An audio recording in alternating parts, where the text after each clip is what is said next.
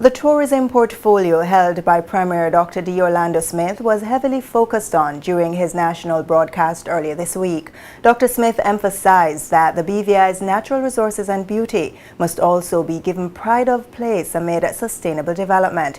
He added that it is with this in mind that developments such as the cruise pier and park and agreements with Disney and Norwegian Cruises were signed, as well as the Prism Museum launched on December 6, 2016.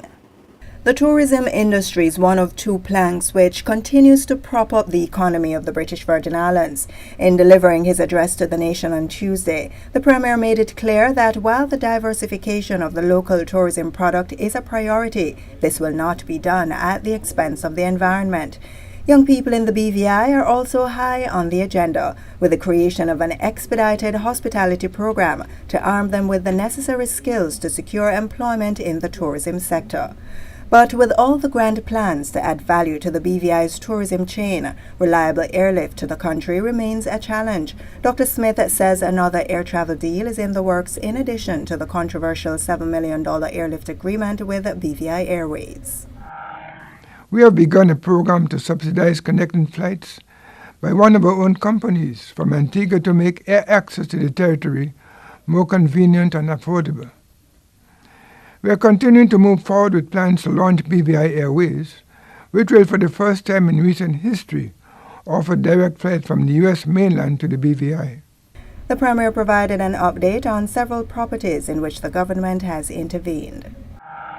Working with the ownership of Byers Creek and their legal team, we have resolved that property's challenges, and I'm expecting it will soon reopen, fully restored to its former glory at one of the territory's premier hotels. The work at the Yacht Club Costa Esmeralda, as promised, will be completed by the end of this year.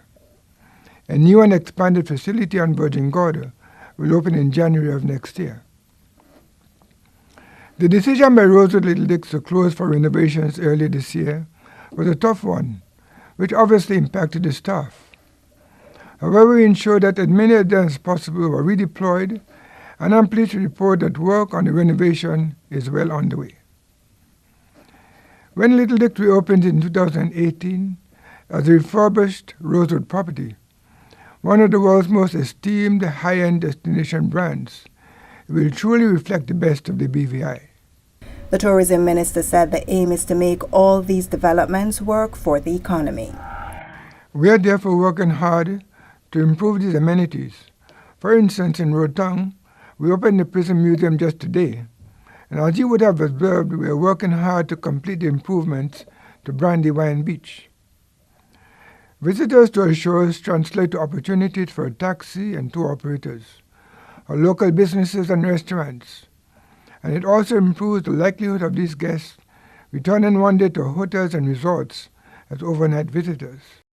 Dr. Smith argued that despite the critics, his administration is convinced that they are implementing sound, strategic, and necessary programs in the best interest of the economy.